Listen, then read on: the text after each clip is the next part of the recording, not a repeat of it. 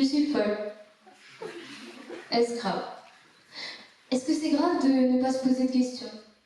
De ne pas avoir peur? Ou, du moins, de ne pas la laisser prendre le dessus? Est-ce que c'est grave d'aimer follement la vie et de laisser cette folie me guider dans mes choix, mes objectifs, mes rêves? Personnellement, je ne pense pas. Pourquoi? Parce que grâce à la folie, je suis heureuse. Grâce à elle, je ne réfléchis pas 2 fois avant de tenter quelque chose. Si je veux sauter dans une flaque d'eau, je le fais. Si je veux juste m'amuser avec mes copains, je le fais aussi. Après tout, plus on est de fous, plus on rit. Et s'il me prend l'envie de tenter le diable, alors je ne réfléchis pas. Je le fais. Parce que c'est ça être fou.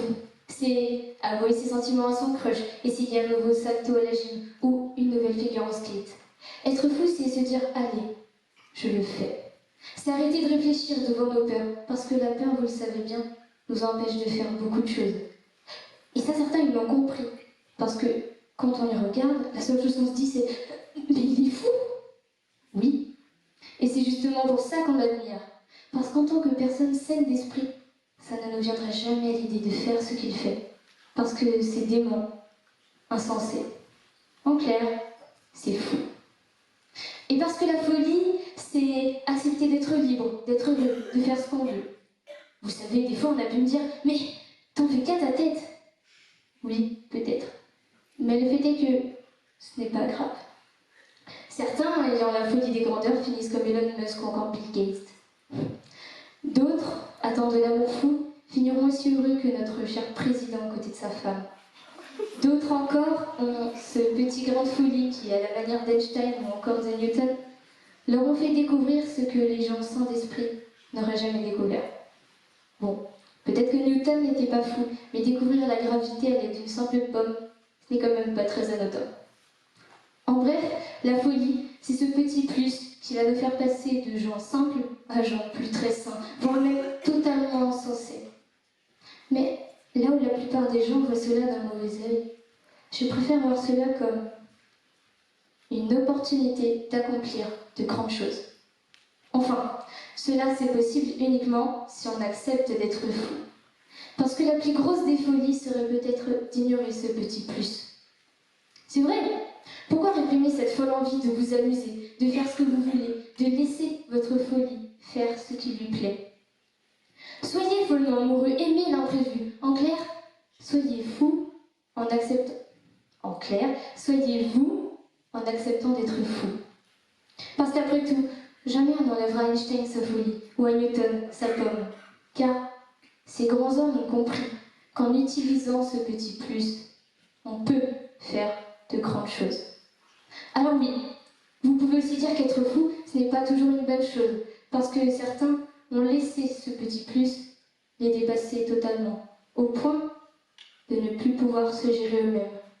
Ou peut-être même que ces personnes que l'on qualifie ainsi de folles l'ont toujours été, et que cela n'a jamais été chez elles qu'un immense fardeau. Certes, ces personnes existent et souffrent de cette folie, mais ce n'est pas pour autant que nous, on ne peut pas profiter de la nôtre. Car peut-être que pour beaucoup, le mot folie rime avec souci ou encore asile, mais ne vous trompez pas. La folie dont je parle aujourd'hui n'est ni néfaste pour soi, ni pour les autres. Je parle seulement de celle que nous avons tous en nous, mais que certains décident de ne pas écouter, parce qu'ils préfèrent la raison à la passion. En bref, je parle ici de la folie qui nous définit, parce que la solution serait d'accepter d'être fou, car la folie nous fait être nous. Soyons fous, soyons-nous. Vous connaissez dès à présent cette belle phrase, alors écoutez-la, suivez-la, et elle vous guidera, j'en suis sûre, sur le chemin de ceux qui ont laissé la folie leur offrir une belle vie. Merci. Simone de Beauvoir, célèbre philosophe française, a dit « La folie est la distance que met l'homme entre lui et ses semblables. En d'autres termes, au lieu de se conformer à des normes arbitraires, nous pouvons essayer de trouver la sagesse en acceptant notre individualité et en essayant. Et en acceptant notre individualité et en célébrant la diversité de ce qui nous entoure. Cela nous permettrait de nous rapprocher de nos semblables plutôt que de les éloigner, ce qui, selon Simone de Beauvoir, permettrait une plus grande harmonie sociale. Mesdames, messieurs, avez-vous déjà entendu parler de l'histoire de Sylvia Plath, célèbre poétesse du XXe siècle? Ses poèmes sont marqués par une grande complexité des sentiments, dont elle rend compte avec une grande justesse dans ses écrits. Elle a vécu toute sa vie dans l'ombre de la maladie mentale de son père. Elle a succombé à sa propre folie en se suicidant. Mais alors, la folie l'a-t-elle poussé à la mort? Son génie n'est-il pas lié à cette folie? Permettez-moi de vous poser une question. Est-ce que l'on est fou lorsqu'on est soi-même? Être fou, est-ce d'avoir une passion pour cette fantaisie au point de découper ses pantalons pour les montrer? Être fou, non alors seul, je veux dire par là, différent.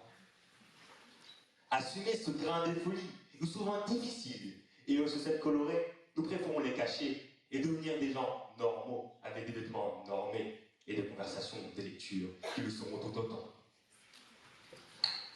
La folie, vécue comme une différence, est un attribut difficile à définir, difficile à porter, lorsque le coup pourrait tomber et que l'on nous affuble de cette folie.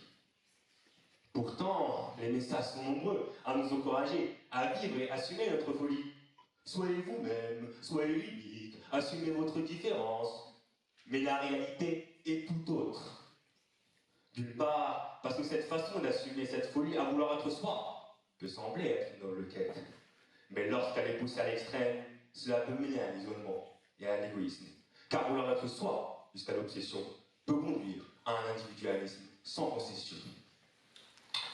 D'autre part, parce que la folie, comme une tornade, peut tout emporter sur son passage et plonger les esprits les plus sages dans le ravage. Cette même folie, tel un tourbillon, peut semer le chaos et chambouler toute notion de raison. Souvent, la société nous pousse à croire que pour être heureux à soi-même, il faut être quelque peu déraisonnable, que la folie est un ingrédient essentiel à l'expression de notre individualité. Mais est-ce vraiment le cas? Nous pouvons être nous-mêmes sans avoir besoin de la folie. Et il est important de reconnaître cette vérité. Alors, comment être soi sans être fou? Peut-on être soi sans être fou? Alors à la question posée, soyons fous, soyons-nous, je dirais non. L'excès et l'extensité qui caractérisent la folie peut paraître séduisante avec son côté excessif et extravagante. Dans nos sociétés, chaque individu pourra apprendre à respecter les autres, et ce respect sera alors vécu comme une sorte de garde-fou. Cette expression a deux sens.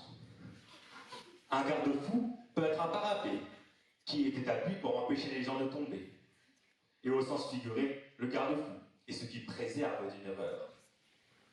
Dans un cas, le garde-fou protège l'excès, amène des limites et propose la possibilité de vivre sa différence, mais sans tomber, comme ce fut le cas pour la poétesse. Le garde-fou permet dans le second cas d'éviter des erreurs. Ainsi, dans l'hypothèse où la folie m'aurait rendu aveugle, n'ayant plus aucun libre arbitre, et pourquoi pas alors la cible des critiques si violentes que la vie même me serait insupportable, alors la folie, alors le garde-fou me protégerait de faire des erreurs. Mais le garde-fou n'est pas une entité, ou un homme, ou une femme providentielle. Le garde-fou est en nous, et il porte un nom, la sagesse. La sagesse, contrairement à la folie, nous apprend à écouter notre cœur. La sagesse appelle la tolérance, et elle se construit par des connaissances. La sagesse est de comprendre que l'on n'a pas besoin d'être fou pour être nous-mêmes. Alors, recherchons cette sagesse avec sérénité, car c'est en étant fidèles à notre essence que nous pouvons vivre une vie remplie de sens. Ainsi, la quête de la sagesse, loin de la folie destructrice qui nous place au centre, appelle l'humilité, l'écoute de l'autre, tout en restant en harmonie avec soi-même. Soyons authentiques et dignes, soyons vigilants et respectueux pour protéger tout ce que nous est collectif et permettre ainsi de tous de vivre ensemble. Mesdames, messieurs, membres du jury, la plus grande folie que nous puissions commettre est de penser, juste penser, que nous avons besoin d'être fous pour être nous-mêmes. La sagesse, la nuance sont les ennemis de la folie. Et comme vous l'aurez compris, pour être heureux, nous n'avons pas besoin d'être fous, mais simplement nous. Merci.